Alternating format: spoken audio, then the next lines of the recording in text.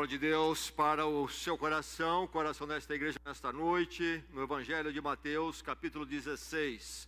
Primeiro livro do Novo Testamento, primeiro Evangelho, Mateus. Mateus, capítulo 16. E nós vamos começar, na verdade, do verso 13 em diante até o verso 20. Mateus 16. Nós vamos ler sobre o momento em que Cristo tem um diálogo crucial com os seus discípulos, onde então é esclarecido algo fundamental para tudo aquilo que se chama fé cristã e para a igreja de Cristo. Mateus capítulo 16, vamos começar com o verso 13. Jesus e os discípulos, os 12 estão numa região no norte de Israel, na época conhecida como Cesareia de Filipo, hoje Bânias, um lugar de águas, mas no norte, próximo do Hermon, colinas de Golã, ali, a Síria, e lá está ele com os seus discípulos naquele lugar, uma região então de Israel mais verde, com mais água, e naquele local então acontece esta conversa. Palavra de Deus para o seu coração, igreja. Vamos nesta noite então abrir o nosso coração, abrir a nossa mente e ouvir, receber a palavra e ser impactado por ela. Ouça a palavra. Chegando Jesus à região de Cesareia de Filipe, perguntou aos seus discípulos: quem os outros dizem que o Filho do Homem é? Eles responderam: alguns dizem que é João Batista, outros Elias, e ainda outros Jeremias ou um dos profetas. E vocês? Perguntou ele. Quem vocês dizem que eu sou? Simão Pedro respondeu: tu és o Cristo, o Filho do Deus vivo.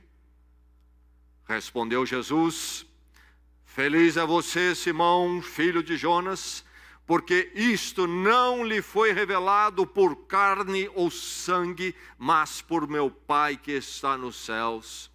E eu lhe digo que você é Pedro, e sobre esta pedra edificarei a minha igreja, e as portas do Hades não poderão vencê-la. Eu lhe darei as chaves do reino dos céus. O que você ligar na terra terá sido ligado nos céus, e o que você desligar na terra terá sido desligado nos céus. Então advertiu aos seus discípulos que não contassem a ninguém que ele era o Cristo. Mais adiante, no capítulo 18 de Mateus, Jesus novamente volta ao assunto da igreja. Aqui nós vimos ele mencionar a edificação da igreja. No capítulo 18 ele volta ao assunto da igreja, tratando da vida da igreja, particularmente do cuidado, a disciplina que a igreja deve ter com aqueles que são realmente da igreja, membros da igreja, aqueles que confessam a Cristo como Senhor e Salvador, o Cristo. E aí, depois de explicar como que a igreja deve tratar com muito cuidado e zelar por aquilo que ela é, porque a igreja é dele, Jesus diz assim no verso 18, no capítulo 18: digo-lhes a verdade, tudo o que vocês ligarem na terra terá sido ligado no céu, e tudo o que vocês desligarem na terra terá sido desligado no céu. Também lhes digo que se dois de vocês concordarem na terra em qualquer assunto sobre o qual pedirem, isso lhes será feito por meu Pai que está nos céus. Pois onde se reunirem 2 ou 3 em meu nome, ali estou no meio deles. Não se esqueça o contexto. O assunto aqui é a igreja. E quando ele fala sobre 2 ou 3, a oração desses 2 ou 3 é sobre a vontade de Deus ser feita na igreja.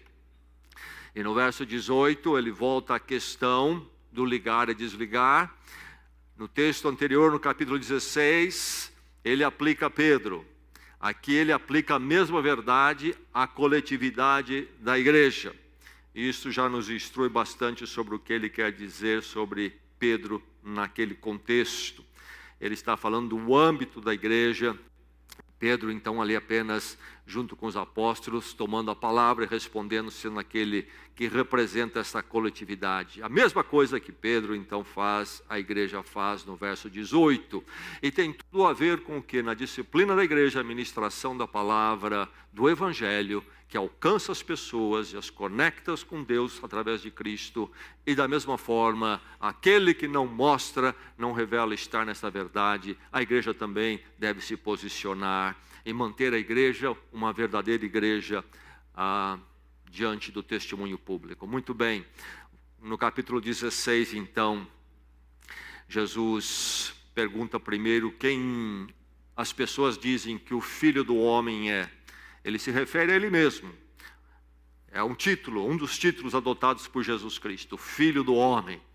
E aí está falando então da encarnação dele. Deus se fez homem, foi verdadeiramente homem. E então nessa condição salvador, porque ele veio para tomar nosso lugar e se tornou um de nós para que assim pudesse fazer. Filho do Homem tem a ver então com aquele que veio para sofrer em nosso lugar, verdadeiro homem. Pergunta o que é que estão dizendo. Aí ele se volta para eles. E vocês o que dizem? Quem sou eu? Responde Pedro, certamente representando todos os outros ali. Tu és o Cristo, o Filho de Deus vivo. E aqui então, agora não filho do homem, mas filho de Deus, porque também ele era verdadeiramente Deus. Filho de Deus. Tu és o Cristo, o Filho de Deus vivo, simplesmente isto. E é este Cristo, no singular, o Cristo, artigo definido, o Filho de Deus vivo, é esse que diz, no verso 18, edificarei a minha igreja. Edificarei a minha igreja. 7 de setembro, então, é a data. O ano 1935. Você se lembra deste ano? Um pouquinho atrás. Já falamos 84 anos. Não precisa fazer o cálculo. Naquele dia, na verdade à noite, começa um culto aqui em Bragança. Bragança 1935 não tem nada a ver com a Bragança de hoje. O tamanho da cidade, a urbanização completamente diferente. Mas também o quadro socio-religioso totalmente diferente. No Brasil, Bragança, havia o catolicismo daqueles dias, daquela manifestação, e que realmente dominava toda a população, era o pensamento dominante religioso. E nesse ambiente, então, de um momento da cidade, com bem menos recursos, não com o desenvolvimento que tem hoje, e num ambiente religioso, marcadamente católico romano, fechado para qualquer outra ideia religiosa, acontece naquela noite de 1935, 7 de setembro, um culto aqui no centro de Bragança. Rua Teófilo Leme, número 212. Um dia você pode conferir esse número lá e ver onde então foi realizado aquele culto, onde se formalizou o quê? A fundação desta igreja.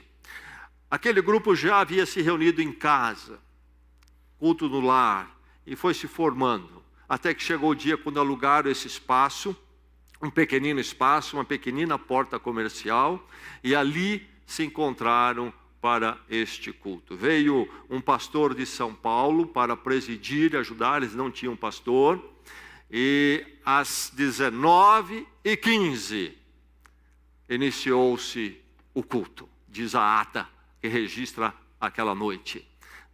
Leram o pacto das igrejas, pacto semelhante ao que nós lemos aqui, vamos ler hoje mais uma vez. Foi o pacto que eles fizeram entre eles, o que eles seriam. Quantas pessoas naquela noite estavam ali que constituíram a igreja? Não tinham pastor, somente membros. Quantos membros, quantas pessoas tinha a igreja naquela fundação, 7 de setembro de 1935, Rua Coronel Teófilo Leme, 212? Quantos membros? 14. Num ambiente de poucos recursos, era um grupo economicamente muito limitado, sabemos disso, não eram pessoas de posses, num esforço grande conseguiram alugar aquele salão pequenino, numa época difícil, inclusive se fechava as portas para se alugar salão para qualquer coisa que fosse contrário ao catolicismo dominante. Aquele grupo ali está, firme, reunido num testemunho vivo, 14 pessoas, seremos uma igreja. Como eu disse, um pastor visitante presidiu a reunião, eles não tinham pastor, o pastor foi embora, veio de São Paulo, e eles tinham que sobreviver fazendo os cultos, inclusive ser um pastor, convidavam de vez em quando, um vinha lá de São Paulo, na época do trem, eu ouço falar às vezes dos antigos sobre esse famoso trem, uma viagem longa de Maria Fumaça, etc. Difícil, de vez em quando vinham de São Paulo, mas aqui estava aquele grupo constituído em igreja. E nós temos a nossa raiz lá. E algumas gerações se passaram desde aquele grupo até hoje. 14 pessoas. Já pensou quantas igrejas daria para a gente formar aqui?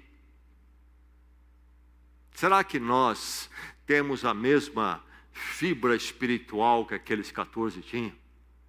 Será que nós enfrentaríamos esse desafio? 14 de nós. E será que nós, somados aqui, muito mais do que 14, somos páreos para eles no que eles foram e fizeram?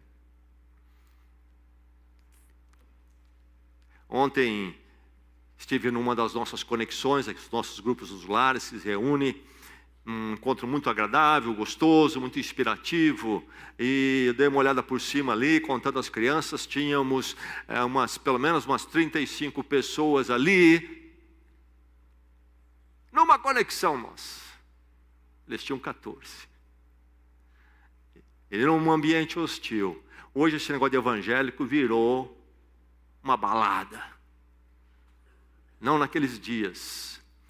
Conversei, tive a oportunidade de conversar, conhecer, quando cheguei em Bragança ainda, uma senhora muito idosa, que foi daquele tempo.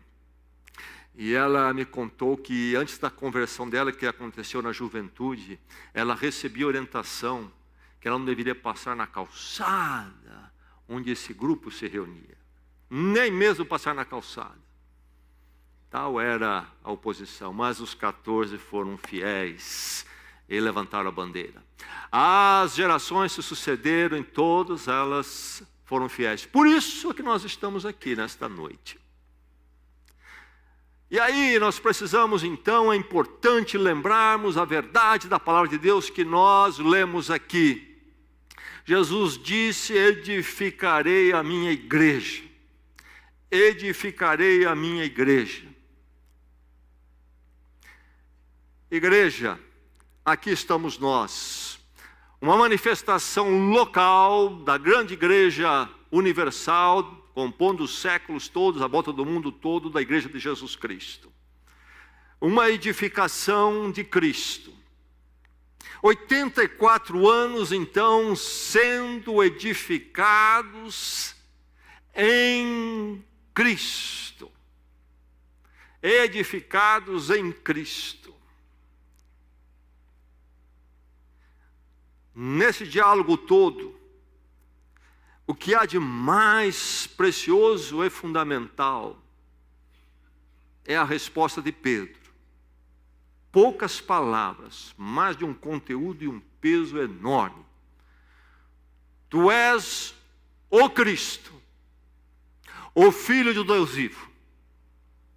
E talvez você passe correndo para essas palavras e não se atê. Não se percebe. profundidade e o peso que aqui está.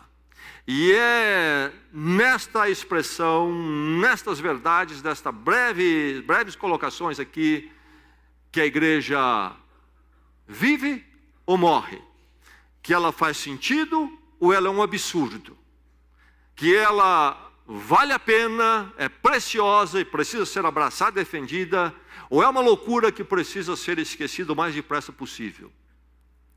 Tu és o Cristo, o Filho do Deus vivo. É isto que separa a igreja de tudo mais que existe no mundo.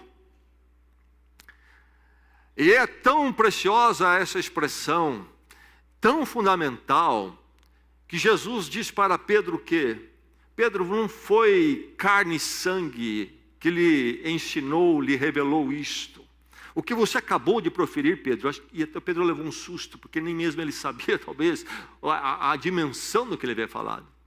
Quem lhe revelou isso, Pedro? Para você poder dizer isso, tem que ter sido revelado pelo meu Pai que está nos céus. Não veio de você, Pedro, carne e sangue. Meu Pai lhe deu a revelação.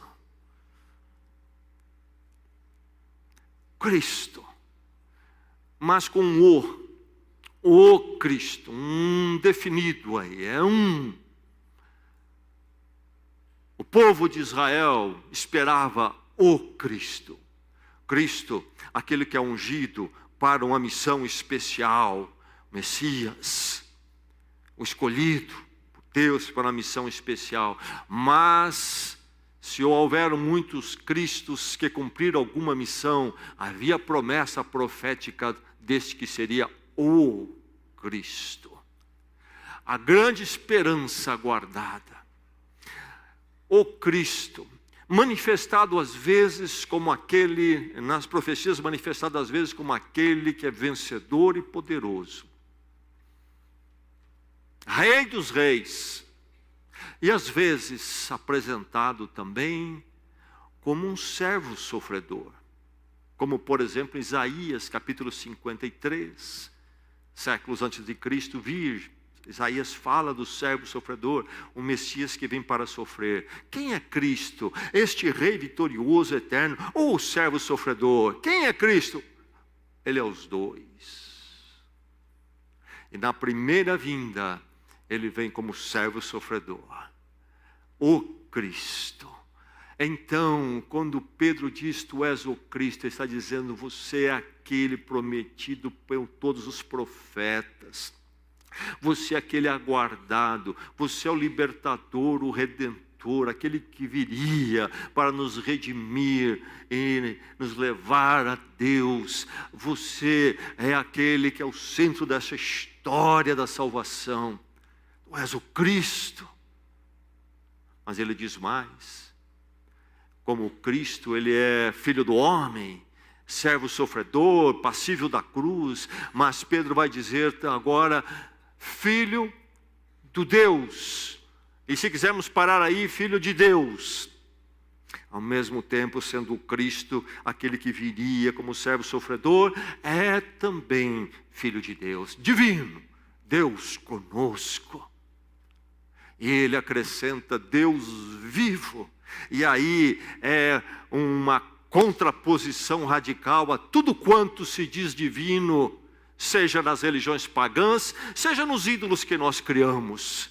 Deus vivo. Inventar Deus é possibilidade humana. E como o ser humano inventa Deus? Deus para tudo. Mas nenhum é Deus vivo. O ser humano não pode criar o Deus vivo. E aqui vivo quer dizer vivo em si mesmo, para sempre, eterno. Verdadeiramente vivo. Eu e você somos vivos, somos porque Deus partilhou a nós a vida, não podemos dar a nós mesmos. Um dos desafios da ciência em estudar a questão das origens é explicar como, por exemplo, da matéria inorgânica bruta um dia nasceu ou veio a ser a orgânica e viva. E aí há um abismo que ninguém consegue explicar como é que a coisa pulou de um lado para o outro. Deus partilhou vida, é a única forma. Somente de um ser vivo pode vir vida. A pedra no seu quintal vai ser Sempre assim, jamais vai criar umas perninhas e fugir. A não ser que alguém poderoso possa partilhar vida. Então, um Deus vivo, esse Deus é Cristo, é o Filho do Deus vivo. Então, breve expressão, tu és o Cristo, o Filho do Deus vivo. Pedro fez uma colocação de sacudir o universo. E aí então, Jesus fala da minha igreja, a igreja dele. De quem? O Cristo, Filho do Deus vivo. E aí você percebe que se a igreja é realmente a igreja, então nada neste mundo, nenhuma instituição se compara a ela. O fundamento, aquilo que ela é, não se encontra em outro lugar e não pode encontrar. Ela pertence a quem? Aquele que é o Cristo, o Filho do Deus vivo. 84 anos então sendo edificados em Cristo. Não há nenhuma razão para a gente ter mais uma religiãozinha em Bragança. Os irmãos, aqueles 14, entenderam isso muito bem. E eles foram edificados em Cristo, contra todas as contrariedades, desafios. Eles sabiam que Cristo é esse prometido e é o Filho de Deus vivo. Por isso, eles olharam para ele e entenderam-se como igreja do Cristo, Filho do Deus vivo. Foram edificados nessa fundação, nesta essência. E as gerações que sucederam foram edificadas em Cristo. 84 anos de gente que estava baseada, alicerçada em o Cristo, Filho do Deus vivo. E em cima desse alicerce foram edificados. Por isso nós estamos aqui então. Agora, o passado era com eles. Eles foram edificados em Cristo. Se essa igreja vai ser amanhã edificada em Cristo, é com você, meu irmão, minha irmã, igreja aqui nesta noite. Se esta igreja vai ser uma igreja achada, edificada em Cristo daqui a um mês, é conosco, meus irmãos, não é com eles. 84 anos edificados em Cristo, a igreja, esta igreja, porque se a igreja tem que ser edificada em Cristo. 84 anos edificados em Cristo, 84 anos edificados para Cristo.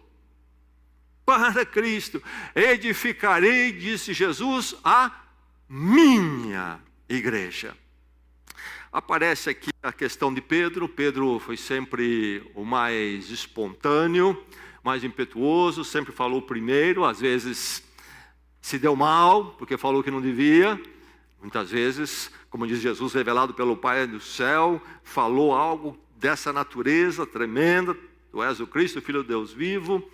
E aí a colocação sobre a pedra, eu não vou entrar em toda a exegese, as teorias que podem se explicar desse texto. Conhecemos a proposta católica romana, que aí então justificaria um papado. Mesmo que Pedro aqui seja então a pedra no sentido de representar os outros apóstolos, que o apóstolo Paulo diz que é a fundação da igreja, etc., não tem nada a ver com uma sucessão aqui que vai dar até num papa em Roma hoje. Jesus não estabelece nenhuma doutrina aqui papal, de sucessão, etc., mesmo que seja Pedro. A questão toda aqui é que a igreja é edificada por Cristo, e ele diz, é a minha igreja. A minha igreja. Meu irmão, nós somos edificados para Cristo. Nunca se esqueça disto. Nunca se esqueça disto. Uma das maiores tentações que rodeia a Igreja de Cristo na história, se você ler as cartas apostólicas, se você estudar a história, é, num dado momento, alguém ser convencido, ou melhor ainda, ser contaminado pela ideia de que a igreja, em parte, é dele.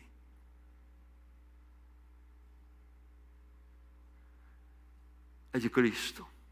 É de Cristo. A possessão, a posse da igreja, o dono da igreja é Jesus Cristo. Ele morreu por ela. Ele resgatou. É dele. A igreja não é sua. A igreja não é minha. A igreja é de Cristo. E cada um de nós aqui, conforme Deus nos coloca e nos chama, faz aquilo que deve ser feito, que cabe a cada um de nós individualmente, mas como um todo, e aí o nosso particular somando, sempre lembrando que é para Cristo, é minha igreja. Não fazemos para o eu, para aquilo que eu acho interessante, para aquilo que eu gosto, para o meu interesse. É a possessão do Senhor, é para Ele, a minha igreja. A igreja não é do pastor, não é do membro, não é do conselho, não é da liderança, não é daquele membro. É de Cristo, é minha igreja, disse ele. E essa possessão estabelece também uma essência da igreja. A igreja é de Cristo. Isso dá uma essência a ela, única. É do Cristo, é do Filho do Deus vivo. Ele é o dono.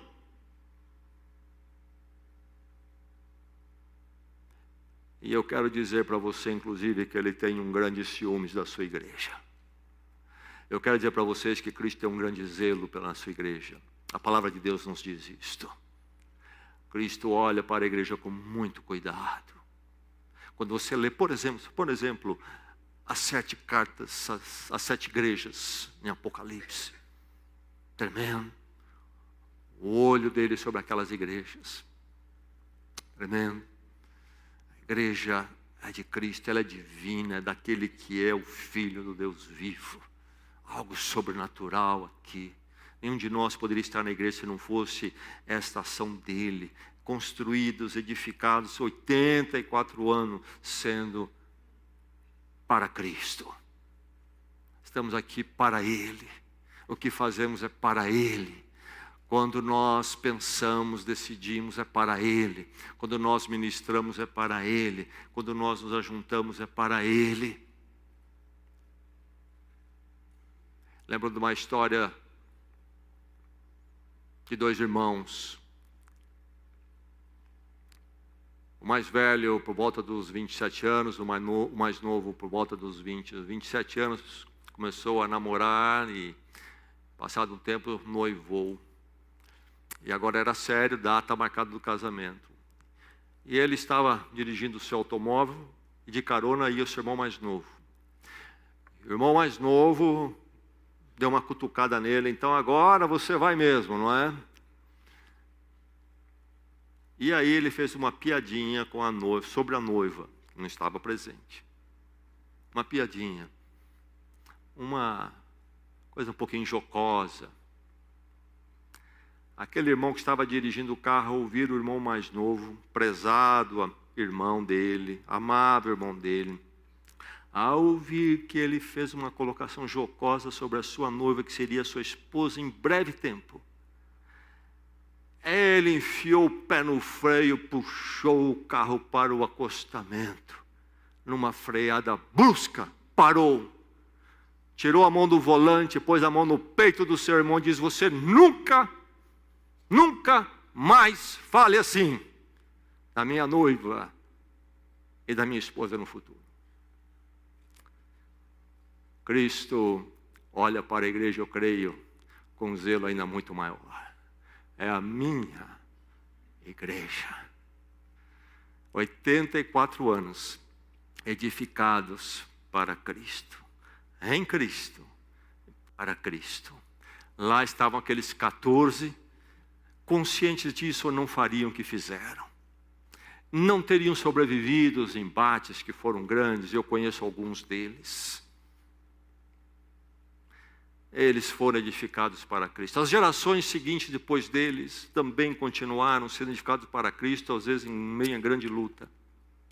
E agora, meu irmão, se essa igreja vai ser edificada amanhã para Cristo, é comigo, com você. Se essa igreja vai ser edificada para Cristo daqui a um mês, é comigo, com você, e não com eles.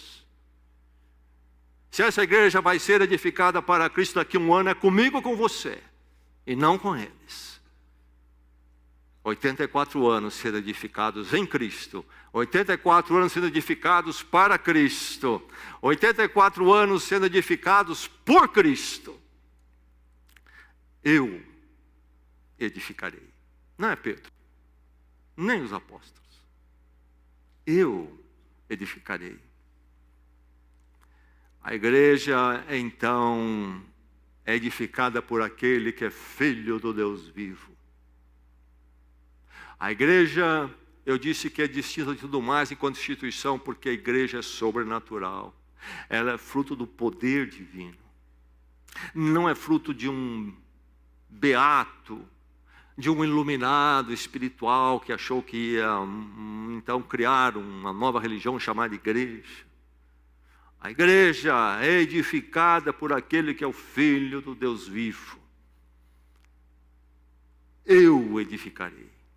Se a igreja sobrevive, é porque Cristo é quem edifica.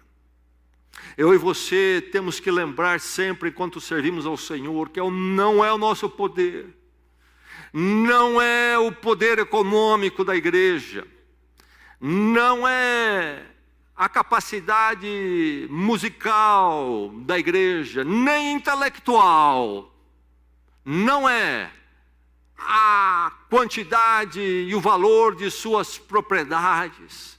Os 14 irmãos daquela época sabiam disso muito bem. E eles prevaleceram porque eles sabiam quem os edificaria seria o Senhor Jesus Cristo. É por isso que Jesus vai dizer até então no texto que nem as portas do Hades haverão de prevalecer contra a igreja. Hades era a expressão no lugar de morte. Às vezes poderia dizer-se o lugar da habitação dos demônios, etc. Mas a ideia realmente era o lugar de morte. E Cristo está dizendo o seguinte: a morte, que é um inimigo maior do que o diabo, porque a morte é o fim. O inimigo, o diabo, maligno, é terrível, mas aí está vivo, estamos em guerra com ele. Mas quando Jesus vai ao Hades, ele fala do Hades, então ele está falando da morte. Esse é o grande inimigo, porque quando o Hades prevalece, acabou. E Jesus diz então que as garras do Hades, esta é a ideia realmente dele, o portão da morte jamais haveria de reter a igreja, porque primeiramente não pôde reter o Cristo, o Filho do Deus vivo. E é Ele que edifica a igreja, maior do que a vida e a morte. E por isso nem a morte pode vencer a sua igreja. E quanto mais o mundo tentou matar a igreja, mais viva ela ficou. E eu acho às vezes que se nós sentíssemos um pouquinho da pressão do Hades, nós ficaríamos mais vitoriosos. Olharíamos mais para Cristo. Edificados por Cristo. Eu edificarei. Não vontade humana. Não poder humano. Eu tenho uma grande parte da minha vida ligada à história desta igreja, desses 84 anos. E às vezes eu sou perguntado sobre essa experiência. Muitos pastores me perguntam essa experiência, especialmente pastores mais jovens. E deixe-me dizer a minha perspectiva. Um dia eu cheguei a essa cidade, encontrei a igreja num dado estágio, houve um convite dela para que eu me tornasse pastor, não vim pela minha imposição, fui convidado, e então estou até hoje com a aprovação da igreja, aqui, cumprindo essa função bíblica. Mas sabe, a igreja, quando eu cheguei, não estava no estágio que está hoje. Bem aquém. E aí então eu estive aqui, visitei a convite para conhecer primeiramente, olhei a igreja, olhei a cidade e disse para mim mesmo, sabe de uma coisa, Jessé? Você é um cara bem capacitado, você assume esse negócio, rapaz, e com a sua habilidade, e com a sua capacidade, você vira esse negócio aqui, e você vai fazer um negócio bom aqui. E você tem poder de penetrar essa cidade de corações, e fazer, pelo seu poder, eles se convencerem das verdades de Deus e do projeto de Deus. É você, meu irmão, minha irmã, vem com muita humildade. Se não for o Senhor edificar a sua igreja, o que é o conhecimento humano, as habilidades humanas? Nada. Igreja não é uma venda que se monta na esquina. Primeiramente estamos falando de mudar o coração humano, meu irmão. Sabe o que é isso? Só Deus pode fazer isto. Não tem habilidade de argumento humano em si, por si só, que possa mudar coração humano. Não tem sabichão do mundo que pode penetrar a esse íntimo desconhecido uns dos outros. E impregnado pelo mal, pela distância de Deus. Só Cristo pode edificar a sua igreja. Não é o nosso poder, não são os nossos recursos. Nós somos chamados ao privilégio de cooperar e participar. Mas com muita humildade, depois de fazermos o nosso melhor, sabemos que o Senhor é que edifica a sua igreja. E a maravilha é que a igreja tem um futuro garantido. Porque nem as portas o Hades pode prevalecer. Agora preste bem atenção nisto. Cristo está falando aqui da igreja mais no contexto que nós chamamos de universal teologicamente. Não universal no uso de uma dada igreja que tem por aí. Esse é usado pelos teólogos há muito. Falando do quê? Da igreja no mundo todo e através dos séculos. A igreja universal. No contexto do capítulo 18, que nós lemos ali também, 2 versos, ali Jesus já aplica o universal à igreja local. E nós encontramos nas Escrituras, então, essas duas dimensões, a igreja universal de Cristo. E ela é conhecida e manifestada, ela acontece, segundo o próprio ensino de Cristo, em manifestações locais concretas, como nós o somos aqui, uma dessas manifestações. Jesus disse que nem mesmo as portas do Hades poderiam segurar a igreja, derrotar a igreja. Isso é verdade da igreja universal. E da igreja local, é verdade isto? É verdade enquanto a igreja local for uma correspondência verdadeira da igreja universal. Igreja local, meu irmão, pode ser vencida pelo Hades. Igrejas locais morrem, porque deixam de ser essa edificação em Cristo, e essa edificação para Cristo. E é muito triste ver igrejas que atingiram, desenvolveram patamares maravilhosos e abençoados servindo a Deus, edificados em Cristo e para Cristo. E um belo dia algo aconteceu, o diabo teve a sua vez.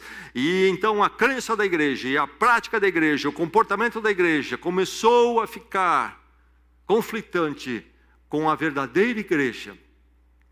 Essa que vai vencer eternamente. E morreu. Igreja local. Mas enquanto a igreja local, essa igreja, for a verdadeira igreja que pertence à igreja universal, nem mesmo as portas do Hades poderão derrotá-la. E a nossa oração e o nosso temor nesta noite precisa ser esse: sermos edificados por Cristo, com os nossos olhos atentos à edificação dele. 14 pessoas, 84 anos atrás, foram edificados por Cristo. Por isso, mesmo as situações mais adversas, não os impediu. E as gerações futuras também foram edificadas por Cristo, lutando, enfrentando, sendo fiéis. Agora, se essa igreja vai ser edificada por Cristo, amanhã é com você, meu irmão, é comigo, é conosco. Se essa igreja vai ser edificada daqui a um mês por Cristo, é comigo, com você. Daqui a um ano, é comigo, com você. Não é com aqueles 14. Não é com as gerações que se sucederam. É comigo e com você.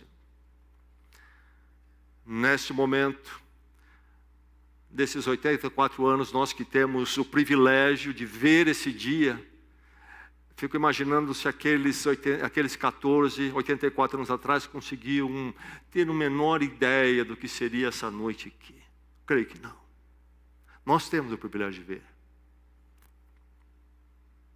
A questão é que nós possamos fazer deste momento, não um momento de ficar vivendo o passado. Há igrejas que chegam nesse ponto, não há mais edificação, há só celebração do passado, nada no presente, nada no futuro. Mas que, olhando o passado, nós sejamos desafiados, cutucados, exortados a um despertamento e partir para um futuro sendo edificados por Cristo. Que este momento de história seja um trampolim para nós e nos empurre para frente. Que esse momento histórico seja como um pico que atingimos, de onde nós enxergamos mais adiante. Seja um momento onde nós encontramos força e inspiração, além da gratidão pelo passado, força e inspiração para ir mais longe, e mais longe. Edificados em Cristo, para Cristo e por Cristo. Naquela noite, diz a ata, que, além de ler o pacto, eles cantaram um hino. Naqueles dias não havia projetor de mídia, naqueles dias não havia retroprojetor. Alguém sabe o que é retroprojetor aqui? Alguns de saber os olhos, aí, 15 anos para baixo, o que é isso? Havia um negócio chamado retroprojetor. Naquele tempo, então, só havia um recurso, não podia se usar outros como a memória, mas era usado como recurso para a questão do cântico, adoração cantada, o inário. Todo membro da igreja trazia, além da Bíblia, um outro livro onde tinha todos os hinos que a igreja cantava. E naquela noite, então, eles cantaram um hino usando o inário. O inário que as igrejas batistas adotaram tinha o nome de Cantor Cristão. Era o nome do livro, onde havia mais de 500 hinos. E eles cantaram um hino, o hino 422 nesse inário. Nós já vamos ficando um tanto quanto longe dos hinos. Houve uma revolução musical na vida da igreja de Cristo, e nós já estamos um tanto quanto longe. O estilo da música, a técnica musical adotada ali na composição é diferente dos hinos, a forma da poesia é diferente, e até às vezes pode soar um pouco estranho para nós. Mas eles cantaram um hino naquela noite, o hino 422. 14 pessoas cantando, fico imaginando como foi. Mas é interessante, inclusive, notar que este cântico foi escrito por Fanny Crosby, falecida em 1915. Foi uma senhora americana ali de Nova York, que ficou cega logo após o nascimento. foi enviada na idade certa para o Instituto dos Cegos de Nova York, onde então ela aprendeu o braille e aprendeu música, se tornou uma música muito hábil. Ela aprendeu a tocar diversos instrumentos, tocava piano, órgão, violão e mais alguns, e se tornou, ela era crente, se tornou uma escritora muito hábil de poesias e de hinos, tanto letra como a melodia. Ela se dedicou muito às ações sociais. Inclusive, ela foi a primeira mulher que foi convidada a falar ao Congresso americano. Mas era uma crente fiel. Ela escreveu por volta de 1000 poemas seculares, que não era sobre a fé cristã, sobre a beleza da vida, outras coisas mais, a natureza e outras facetas da vida. Mas ela escreveu, além dos 1000 poemas seculares, algumas cantatas musicais cristãs. Mas ela escreveu também, essa mulher cega a vida toda, 8.000 hinos. E muitos são muito conhecidos pelo povo de Deus e foram muito cantados. Que segurança sou de Jesus. Um deles, a Deus demos glória. Quem conhece os hinos antigos, conhece esses hinos, cantado à volta do mundo todo, traduzido para diversas línguas. Um outro cântico, ouve-nos, pastor divino, que nós cantamos às vezes aqui em nossa igreja. É muito, 8.000 hinos. E este aqui, que foi cantado aquela noite, foi escrito por Fanny Crosby e foi traduzido para o português, estava no inário. 14 irmãos cantando naquele salãozinho na rua Teófilo Leme, por volta das 8 da noite, 8:30. Vamos nós trabalhar, somos servos de Deus, com o Mestre seguir o caminho dos céus, com o seu bom conselho o vigor renovar e fazer prontamente o que Cristo mandar. No labor, dizia o estribilho, no labor, com fervor, a servir a Jesus, com esperança e fé e com oração, até que volte o Redentor. Vamos nós trabalhar, ajudados por Deus, que coroa real nos dará lá nos céus. Na mansão dos fiéis o descanso será, pois Jesus, salvação pela graça nos dá. No labor, com fervor, a servir a Jesus, com esperança e fé, e com oração, até que volte o Redentor. Essa é a letra. Não vou cantar a melodia. Mas eu vou deixar alguém cantar. E eu fiquei pensando como fazer isto. Poderia ter procurado, quem sabe acharia uma gravação de estúdio, uma voz privilegiada. Mas eu preferia buscar algo mais real. Uma igreja cantando esse hino. E olhando o vídeo, eu quero dizer que eu escolho de propósito até essa igreja, porque é muito real. E aí eu creio que esse vídeo tem dois lados para nós. Um é nos mostrar esse cântico cantado. E eu li apenas 2 versos, os cânticos tinham mais versos. Tem 2 lados esse vídeo. E você vai olhar e você vai ver algumas coisas e vai falar, não está bom. Não está bom. Mas ao ver esse vídeo e dizer não está bom, dá uma olhadinha. Se você não está ali no meio daquele povo, se você não se acha ali, e então, às vezes a gente vendo, não é? Que a gente não consegue olhar para a gente mesmo, é impossível, a não ser que tenha um espelho. E ali nós, como igreja, podemos também fazer uma crítica exortativa a nós mesmos. Uma função dupla para esse vídeo nesta noite. Acima de tudo, então, pense naqueles 14 irmãos cantando essa letra, imagina como eles cantaram. Aqui é uma igreja tradicional, não tem uma banda. Eu creio que esses irmãos cantaram naquela noite, os 14 irmãos, sem nada para acompanhar a capela, só vozes. Não, creio que eles não tinham um instrumento. Ouça, seja exortado.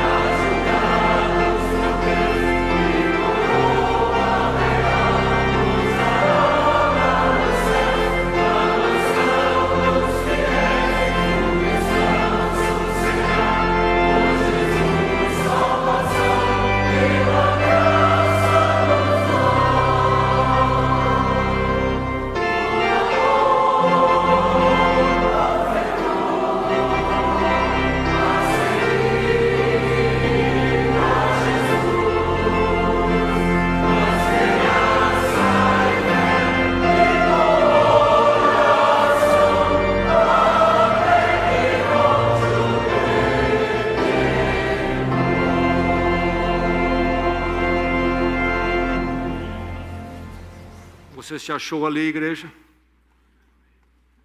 Você se achou ali no grupo? Quem é você ali? Aliás, no labor com fervor não pode se cantar sentado. E é preciso cantar.